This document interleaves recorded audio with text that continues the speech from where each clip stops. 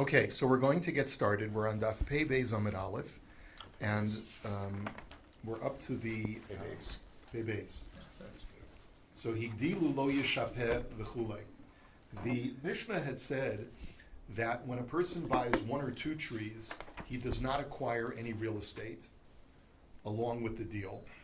When he purchases three trees, he acquires the adjoining real estate to the trees. And then we also learned that when there are branches growing out of the tree, it'll depend if the tree purchaser has acquired real estate or not. If he doesn't acquire real estate because he's only purchased one or two trees, so then branches that grow from the trunk belong to him, but branches that grow where their connection point is to the roots, he does not acquire those branches because those are growing below ground. Okay? So that's the point we're going to be analyzing now. The Gemara says, Heichi dami min hageza ve'heichi dami min hashroshin. You told me they made this distinction between the trunk and the branch growing from the trunk and a branch growing from the roots. So tell me what's the dividing point? So Amar Rabbi Yochanan kol sheroa pnei chama zehu min hageza v'she'eno roa pnei chama zehu min hashroshin. So Rabbi Yochanan says, quite logically, that any branch where the connection point sees the light of the sun, meaning that it's above ground, so then that's called from the trunk, and therefore the tree owner owns that branch. But if the connection point between the branch and the rest of the tree does not see the light of sun because it's below ground, so then that's considered to be growing from the ground. The ground belongs to the seller, not the buyer, and therefore that branch belongs to the seller. Okay, so the Gemara now says, V'leicho shtil mamaska ara shirton, v'omar leitlasa zavinas li v'isli ara. It's a very interesting concern that the Gemara has. You're telling me, essentially, that anything that grows from the trunk belongs to the tree owner, even if that branch is so low to the ground, as long as it's above ground, it's considered to be belonging to the tree owner. Well, I have a concern then. My concern is like this. Many times, there's movement of soil. Sometimes soil erodes, and sometimes soil compounds. Let's say there's a flash flood, or there's other kinds of movement of the soil, and there's a pileup of soil around this tree. What were to happen if you've got these branches growing outwards from this tree? They're growing all the way down at the base of the trunk. There's a compounding of soil that covers up now the connection point between those branches. And then all of a sudden it looks like, because of the new positioning of the soil, that instead of one tree with two branches, you've got three separate trees. And then the buyer could say, hey, look, I'm the owner of three trees, which means that you didn't just sell me one tree without real estate, you sold me three trees with real estate. So what's to prevent a buyer from making that claim? How do we protect the seller in cases of movement of the soil and a compounding of soil, which is going to cause that mistaken appearance? So Ella Amar Rav Nachman Yakutz, V'chein Amar Rav Yochanan Yakutz. So Rav Nachman and so did Rabbi Yochanan say the same thing, that you're right, this is a legitimate concern, and therefore when the Mishnah says that a branch growing from the trunk belongs to the buyer, does not mean that we let him keep it growing out of the branch, but at some point we compel the buyer to trim the branch and take it home with him for firewood. You can't keep that branch growing permanently. Once it grows significantly enough so that it looks like its own tree, if you were to cover up that connection point, we require you to cut it down. Amar Rav Nachman nakitinan dekel ein lo geza. So Rav Nachman now says another interesting halacha, that palm trees do not have this entitlement of the branch that grows from the trunk belonging to the buyer. Which means like this, if a branch were to grow from a palm tree, the branch would belong to the seller who owns the real estate and not to the buyer. The question is why? So this is now the debate. Sover Rav Zvid l'meimar, ein lo geza lebal dekel dekiven de lemechbar u'lesharish koi asuche mesach daiti. So Rav Zvid thought that the reason is like this. When a person buys a single tree, he knows that once that tree withers and dies, he takes that tree and uses it as firewood, and Shalom al Yisrael, he's gone, right? He's leaving the property. A dekel has a limited lifespan. And so Rav Zvid thought that the reason why the buyer does not acquire any growing branches from the trunk is for the simple reason that palm trees don't last that long. And so the buyer never entertains a real possibility that he's going to hold on to this tree long enough to be able to see a branch growing out of the trunk. It has to do with realistic expectations of the buyer for the lifespan of this tree. And since that's not within the realistic expectations of the buyer, he's not expecting it, it's not assumed to be part of his purchase. These trees last centuries. So I guess with this particular species of palm tree, it has a limited lifespan. And the branches don't grow on the bottom; they grow all the way up. So one second. So maskif la. So this was Rav Zvid's impression. Maskif la Rav Papa v'hakaina shnei ilanus de lemechbar lemishrish kaimi ukatani diyesh lo geza. But Rav Papa challenges Rav Zvid from our Mishnah. The Mishnah says that regardless of species of tree, it says any tree, even if you buy 2 trees, so you're not entitled to the real estate, you're automatically entitled to any branch that grows from the trunk. So how can you tell me that a dekel is not part of the expectation of the buyer when our Mishnah seems to contradict that? So Ela Omer Rav Papa in lo geza lebal dekel if shein motzi geza. So the answer is, like Rabbi Blackie just surmised, those of us who grew up in warm climates know what a palm tree looks like. Generally, palm trees do not have branches growing from the sides of the trunk. A palm branch has all of its foliage at the very top of the tree, and the trunk is pretty bare. It's unusual, but it could happen, but it's very unusual. And that's what Rav Papa is saying. He says what the statement that the reason why the buyer is not entitled to the trunk is because palm trees, as a general rule, simply don't grow branches. It's got nothing to do with the life expectancy of the palm tree. It's got even if the palm tree is going to be there 100 years, no one expects a palm tree to grow branches from the side of the trunk. And that's the reason why when the buyer purchases the palm tree, he doesn't expect it, and therefore it's still maintained or retained by the seller. That's the reason. And that's the reason why our Mishnah says that in all cases, a buyer is entitled to the branch growing from the trunk, is because since palm trees don't grow branches from their trunk, the Mishnah wasn't even addressing that kind of tree. But the question now is, Ula Rav Zvid kashya masnisim. But according to Rav Zvid, who says that no branches can taka grow from palm trees, but it's not the expectation of the buyer to have the tree that long in order to see that branch, how do you explain our Mishnah? So the Gemara answers the Zavin L'chamei Shnin, because Rav Zvid will tell you that our Mishnah could be talking about a case where a guy did a purchase of a palm tree for 5 years, which basically means is that he said, listen, I don't know what the life expectancy of this tree is. Maybe it's a year, maybe it's 2 years, and then it'll die, and I'll be entitled to take the tree home with me. But if I take out a purchase of 5 years on this property for the tree, I'm entitled to, once this tree dies, to regrow another tree. And therefore, it is within my expectation to be able to see potentially a branch growing from a trunk, either from this tree or the next tree. And therefore, according to Rav Zvid, that's the reason why you're entitled to branches in our Mishnah. But under normal circumstances, where you just buy the tree without stipulating a life expectancy or a lifespan for the duration of the purchase, you're not entitled to the branches. Now, what's very bizarre is really the shita of Rav Zvid. Number one is, how can Rav Zvid say that branches grow from palm trees? It could be, and the other question, of course, is how can there be a machlokas in Metzias? How can you argue about whether palm trees grow branches or not? Just puk chazi, go out and see what's going on in the world. I would argue, and I don't know whether this is correct or not, but we do know that there are different species of palm tree. And it could be that in Rav Papa's locale, their palm trees didn't grow branches, and in Rav Zvid's locale, the palm trees did grow branches. I know that in California, there are different kinds of palm trees. There are dwarf palm They're the very short palm trees that do have things growing from the sides. And maybe that's what Rav Zvid was talking about. But in any event, it's a little bit hard to understand this whole Gemara. for that reason. But let us go on. Kana shlosha kana karka.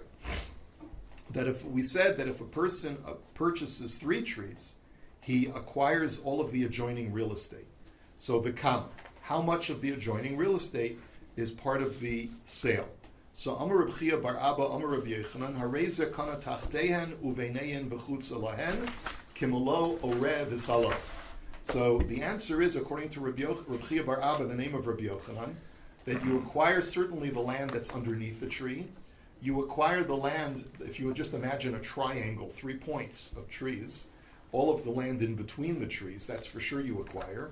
But in addition to that, you also acquire the real estate that is on the periphery of all 3 trees to give clearance to a worker with his basket who's going to be working on all sides of the tree. So how much distance that is, it's not clear. In some places we learn that it's an amma for a human body's clearance. Sometimes it could be more than an amma because he has some apparatus with him. But the point is that you have to measure what a date tree worker would need, or another kind of tree worker, a peach tree worker, whatever kind of tree it is, how much clearance he would need to go around the periphery of the tree, and that real estate belongs to him as well. Now, as we're going to see in a moment, even though we're saying that that real estate is included in the sale, it doesn't necessarily mean that he has all rights in the real estate. He has some rights, certainly rights of traversing that area, but as far as does he actually own it for all purposes, that's not so clear. But in any event, let us go on. So Maskef lo Rebbe Lazar, hashta derech ein lo, da'ara achrisihi, ora v'salo yeshlo, question mark. That's the way the Bach has the girsa over here. But basically the question of the Gemara is as follows. He says, we paskin like the Chachamim who say that amoicher ba'ayin ra'a mocher. Remember that whole discussion whether when a person sells real estate, does he sell it generously or does he sell it in a miserly way? Remember that discussion? Mm-hmm. So we're assuming that we're going like the Chachamim who say that a person sells in a miserly fashion. Now when I sell a guy a bore, I sell him a well on my property, I sell it to him in such a miserly way that I don't even sell him a pathway to access the well. I tell him you're going to have to fly to get there because I'm not giving you rights to traverse my property to get to the well unless it's explicitly stipulated in the shtar. So if access rights are not included in a sale, why would I think that the periphery of the tree is included in the sale if a person is selling va'ayin ra? So the Gemara answers, Amar Reb Zera, Medivra Rabbeinu Nilmad, Shloshahu de'in lo derech, Hashnayim yeshlo, Amar lei ba'ara didach kayomi. So it's the question itself is a valid question, but we're not going to answer the question. But what we are going to point out is that Reb Zera makes an observation. The very fact that Rebbe Lazar was comparing access rights, like to the case of the well, to the case of how much real estate you acquire with the tree, we can make the following inference. Remember, the Mishnah had made a distinction between whether you buy 3 trees or 2 trees. When you buy 3 trees and real estate is included in the deal, so then the buyer does not have a right to let his foliage grow willy-nilly into the property of the seller because the seller says, you have your own property, you take care of your tree there, and therefore the seller has a right to trim the branches. But when a buyer purchases 2 trees and he has no real estate at all, it's implicit that the seller is giving him rights of use of his property to let his trees grow. And therefore the seller does not have a right to trim the trees unless he gets permission from the buyer. If you're making a comparison to access rights, so then it should also follow that when you sell a board to a guy, it's not implicit that he has access rights because a mocher is mocher ba'ayin ra. He sells in a miserly fashion. But when the guy's not getting any land whatsoever, then just like he has the right to let his tree grow out onto the seller's property, he also has rights to have access, right? In other words, when the guy he also has access rights to the 2 trees. It could be that when I sell you 3 trees, you don't automatically have access rights. You have to stipulate that in the shtar, that the buyer has rights to traverse the seller's property in order to get to his tree. But if he's not getting any real estate in the deal, he does have automatic access rights, just like he has automatic rights of letting his foliage grow out. The very fact that Rebbe Lazar made that analogy to access it implies that we can connect those two halachas together. So because the buyer can say to the seller, listen, the only way that my trees can possibly grow is if they're on your property, and therefore it's implicit that they have a right to grow out. Similarly, it's implicit that I have rights to access them because that's the only way, since I don't have my own real estate. Amarle Rav Nachman bar Yitzchak l'Rava. Lema Rebbe Lazar lesle du Shmuel Rabbi. Da Amar Shmuel halacha k'Rebbe Akiva. Da Amar mocher ba'ayin yafa mocher. So now, based on this whole discussion, we just surmise that Rebbe Lazar holds that that he's in explaining our Mishnah that a seller sells in a miserly fashion, and that's why he challenged the whole contention of Reb Chia bar Abba, who says that the purchaser of 3 trees has the periphery of the trees as part of his real estate rights. And Rebbe Lazar challenged it and says, but wait a minute, the mocher is mocher ba'ayin ra. If he doesn't even have access rights, then surely he shouldn't have periphery rights. The very fact that Rebbe Lazar is saying that a mocher is mocher ba'ayin ra seems that he doesn't hold like his own Rebbe Shmuel, who says that we paskin like Rebbe Akiva, who says that a mocher sells generously, not miserly. So how can Rebbe Lazar contradict his Rebbe? Because Amar Lei lo misuk mamasnisin kaRebbe Akiva. So the response to that challenge was, you don't understand. Rebbe Lazar could very well paskin like Shmuel, but he's looking at our Mishnah, and it's clear that the Mishnah is paskining like the Chachamim and not like Rebbe Akiva. So all Rebbe Lazar is doing is he's trying to analyze the Shita of the Mishnah. He himself might paskin like his Rebbe, who paskins like Rebbe Akiva. But when you look at the Mishnah, it's clear that the Mishnah paskins like the Chachamim, that a mocher is mocher ba'ayin ra, and therefore we have to try and understand how is it that he could get periphery rights. Mimai midikatani higdilu yishapeh, because it says very clearly that when you sell 3 trees, the seller has a right to trim back the branches if they grow out onto his property. And you see, therefore, that the mocher is selling in a miserly fashion, because if he was selling in a generous fashion, he would say, yes, I'm selling you the 3 trees and the adjoining real estate, and you have rights. I'm being generous. You have rights to let your trees grow out onto my property. Because so Amar Lei, so I'm sorry, V'Yisal Gadaitach Rabbi Akiva, Amay Yishapeh Omer Mocher Ba'ayin Yafa Mocher. If we're going like Rabbi Akiva in this Mishnah, why does the seller have rights of trimming back the branches? Why can't the buyer say, you sold it to me generously, and therefore it's implicit that I have the rights to let my trees grow out? So this proves that the Mishnah must go like the Chacham. So Amar Lei, Emer D'Amar Rabbi Akiva, Gabi Bor V'Dusa, Lo Makecha Shi'ara, Gabi Ilan Mishamas Lei. So the response to that is, that's not a raya, that our Mishnah goes like the Chachamim and not like Rabbi Akiva. Maybe even Rabbi Akiva agrees that if a guy purchases 3 trees, the seller is not implicitly giving him rights for the foliage to grow out onto his property. Maybe it's only by when I sell you a boar, it's implicit that I'm selling generously and giving you rights of access to the boar. Why? What's the difference? Because when I sell you rights of access to your boar, there's no damage that I'm incurring to my property, no substantive damage that I'm incurring to my property if I just let you traverse my land in order to get to your boar. But if I but that doesn't, you can't extrapolate from there and say that by the very same token, I'm letting you have rights to let your tree grow out and block the sunlight from my field. Blocking the sunlight from my field is going to cause me real damage. So even if I'm a generous guy, if I'm a generous seller, doesn't necessarily indicate that I'm going to be that generous to let you damage the crops that are growing on my field.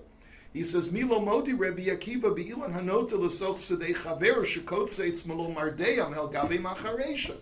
He says Rabbi Akiva will also agree to a very basic established halacha that when you have 2 neighbors whose fields are adjoining each other, and one guy has a tree whose foliage is growing out onto his neighbor's property, that the neighbor has automatic rights of trimming back the tree to allow his worker to plow the field properly. So you see, no matter how generous 2 people are with each other as far as granting rights, a person is not going to be generous to such an extent to incur damage as a result of that generosity. So therefore, you can't prove that our Mishnah goes like Rebbe Akiva. But the point is, Rabbi Lazar is still bothered by it. Whether it goes like Rebbe Akiva or whether it goes like the Chachamim, Rabbi Elazar is bothered by the fact that it doesn't seem right that there should be an automatic granting of the periphery to the purchaser of the three trees. Tanya Kavasi de Reb Chia bar Abba. But nonetheless, we have a brisa to support Reb Chia bar Abba, who says that the periphery is automatically included in the purchase. Because Areza Kana Tachtein Uvenein B'chutz Lem Kimlo Orev Salo. And it says exactly like Reb Chia bar Abba said in this brisa, that the purchaser of the three trees is granted the rights underneath the trees, in between the trees, and also the periphery on the outside of the trees. Amarle Abaye Rav Yosef, Osan Ora V'Salo Mizora. So now Abaye asks Rav Yosef an interesting question. Okay, granted, the brisa says, like Reb Chia bar Abba, that the purchaser of the three trees has real estate rights on the periphery, on the outside periphery of those trees. But really, as far as land use, who has rights to plant that area? Does it belong to the purchaser or does it belong to the seller? And that's why I mentioned before that even though the purchaser has land rights, does he have land rights of planting, or is it just land rights to allow his worker to access it so that he can harvest the fruit of the trees? So Amar lei tenisua hachitzon zoreya es haderech. So Rav Yosef said, well, it's a brisa. The brisa says that, or I think it's even a Mishnah we're going to see later on. Let's say a guy owns a large piece of property, which he divides into Chatzar A into Chatzar B. And he wants to only retain ownership of Chatzar A, which is the outside Chatzar, to Rishus Harabim, and he wants to sell Chatzar B to another guy. So he sells Chatzar B to another guy. So the Mishnah says that Chatzar B, whether it's implicitly or explicitly, but he has rights of passage from Rishus Harabim through the Chatzar of Chatzar A, and he's allowed to have rights of passage to his own Chatzar. But assuming that he has rights of passage, who gets to plant on that pathway? Who gets the use, the agricultural use of that pathway? So the brisa says, the guy who owns Chatzar A. In other words, Chatzar A has to grant rights of access to Chatzar B, right? But that doesn't mean that he has to completely forego his agricultural rights of planting. He's still allowed to plant on that pathway. So therefore, the same thing would be true. I sold you the three trees, and I give you rights to let your worker go around the entire periphery of the tree, but that doesn't mean that I'm giving away the agricultural rights of planting in that area that's on the outside of the tree.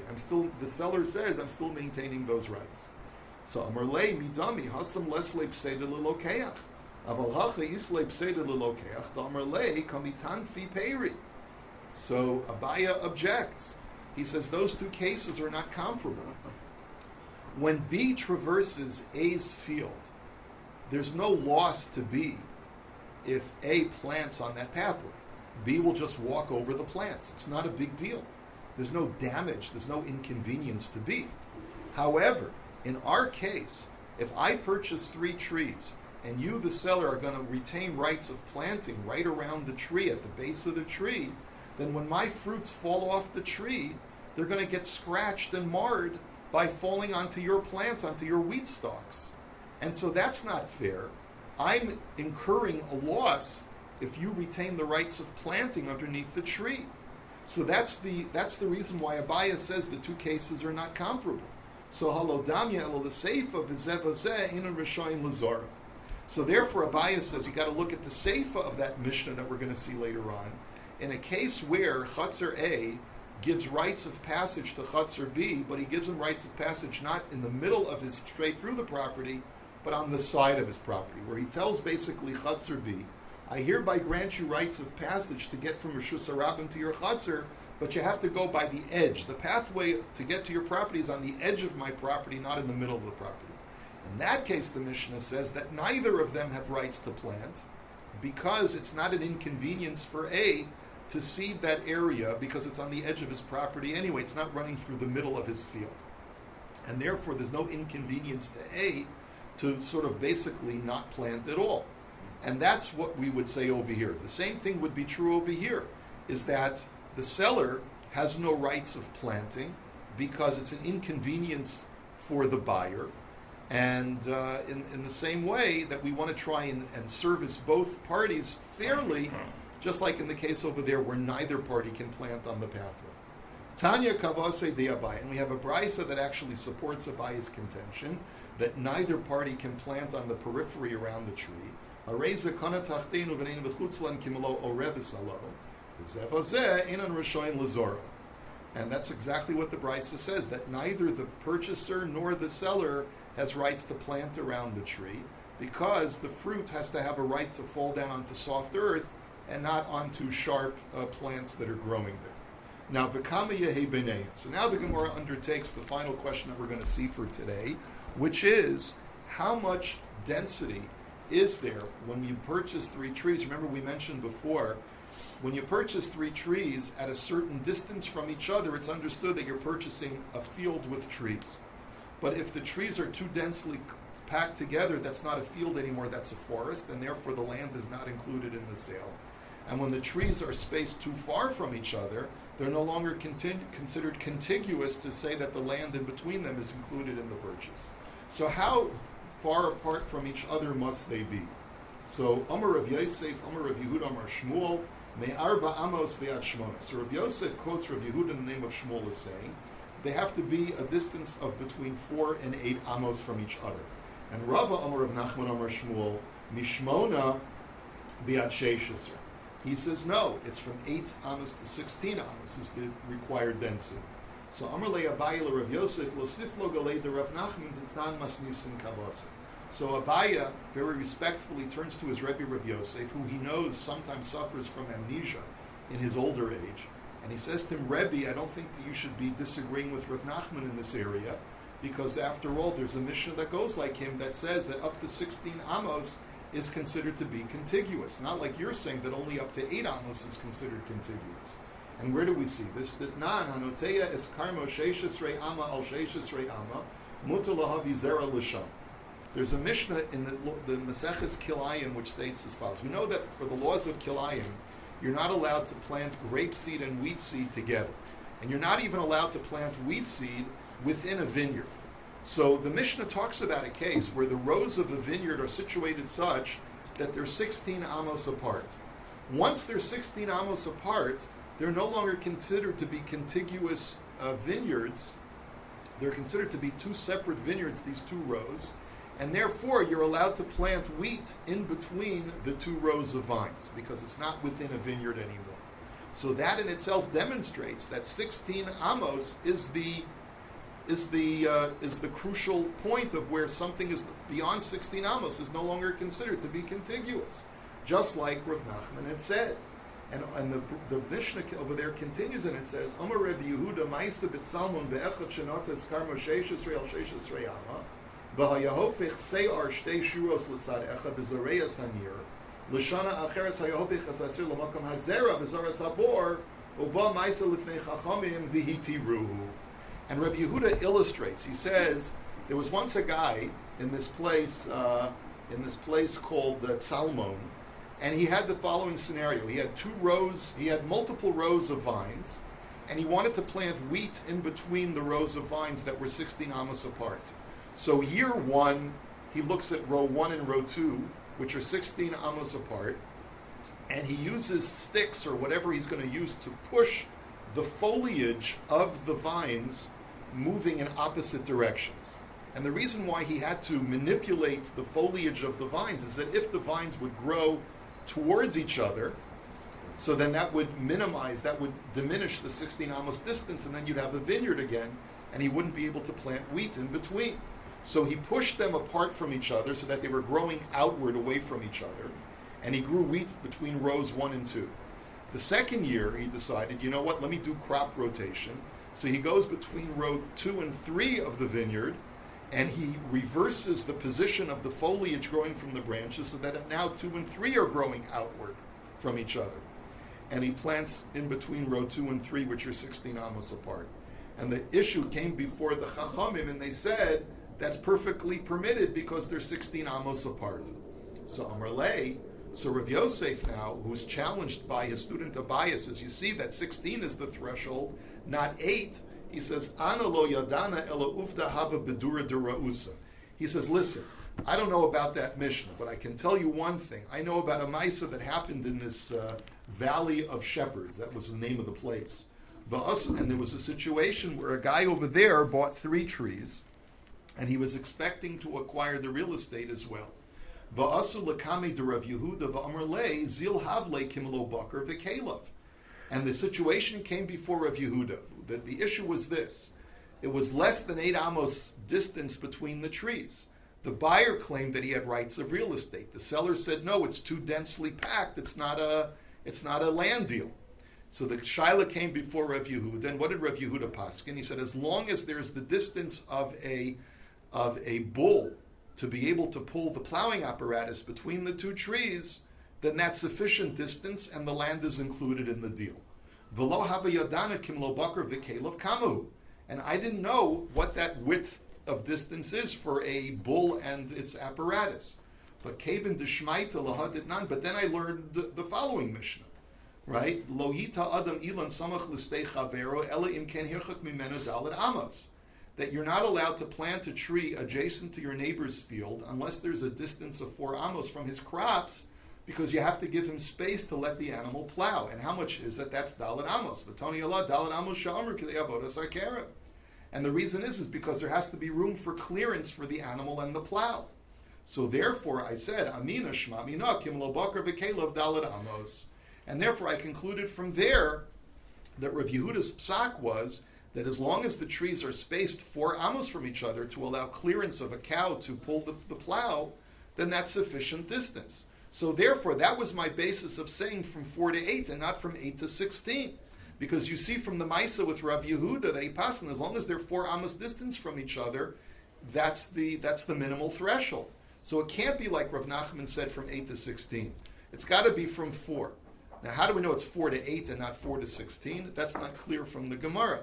But at least at this point, Rav Yosef is defending his position that the minimum threshold is a distance of 4. We'll hold it here for today. Wish you a good Erev Shabbos and a good Moed.